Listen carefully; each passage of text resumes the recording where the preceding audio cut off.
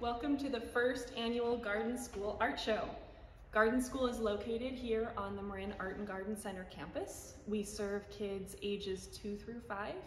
We're open Monday through Friday from 8:30 to 1. This art show is completely inspired and done by the kids of the Garden School. We are an emergent classroom, so we are following what the kids' interests are, and then we teach them through that lens. In the art show, we let the kids explore different art media. They told us what they were interested in, and then the art show was born. We're going to take a look at a couple of the exhibits, and I'll explain a little bit more how we came to that art process.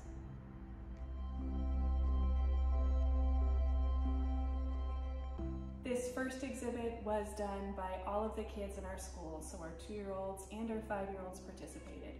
And this project was really born from the children noticing the different colors of the flowers around the garden when we went on walks. What we did is we took different laminated pictures of flowers and put them on the tables and let the kids create. There was no expectation of their art looking like anything or turning out a certain way. It really was all about the kids and their interpretation of flowers. Some kids took the project very literally, and you can see a stem and a flower bud. Some of the kids were more freeform. These are some of the twos art, and they were picking up on the colors. In the preschool world, we talk about 2 different kinds of art. There's product-based art and process-based art.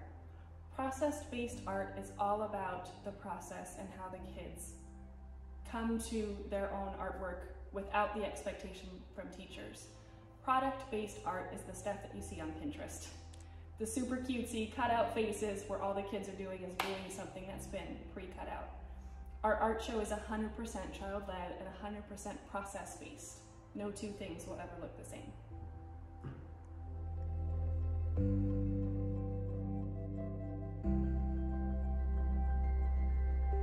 This is our symmetry painting wall. This project was born from the children's interest in color mixing and love of paint and all things squishy. We started this project by introducing the concept of primary and secondary colors through water mixing, and then introduced paint. The kids got to choose which 2 paint colors they wanted to try and mix together. We folded the pages in half and let them squish the paint around, and then when we opened it, they got to tell us what the project looked like. We thought that originally this would be a 1-day project, but it turned into a week-long excited activity. The kids all got to make more than one and got to experiment with all of the different primary colors.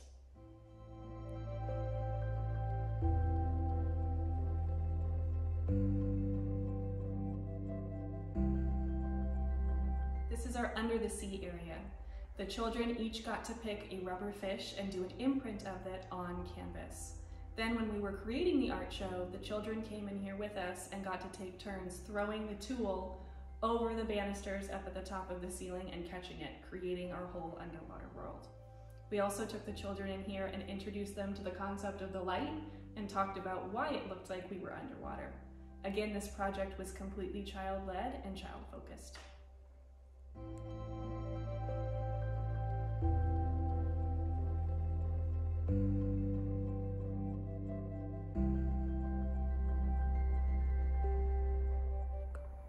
This is our bug area. Again, we introduced the children to mixed media through cyanotypes, where they each got to pick a bug, and we explored and experimented with cyanotype paper, and also with our blocks.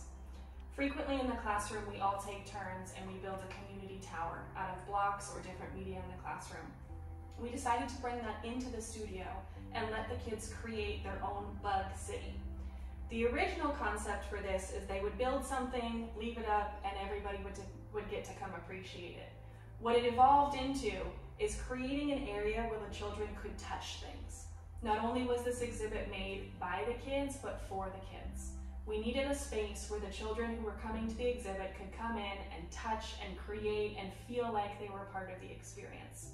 Every time we've come in this room, there's a new tower, the bugs have been moved, sometimes things get knocked down, but it really creates a space for the children to continue their process and to continue their fun and learning.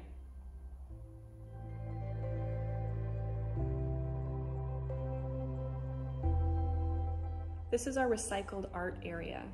The concept for this project was introducing the kids to reusing and recycling, reimagining old materials.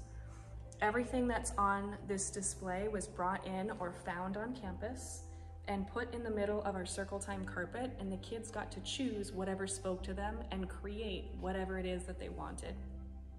Some kids ended up with something like a couch. Some kids made snow in a water bottle. Different things spoke to different kids. We also created the opportunity for the children to learn about sharing and community building. If they wanted the same material, they had to navigate and work through how to share that material or come up with a new idea.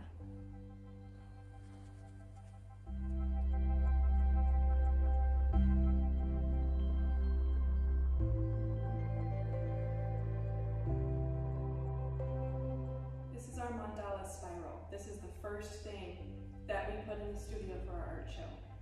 The way we created this is we put out a big canvas on the floor and talked to the kids about what a spiral was.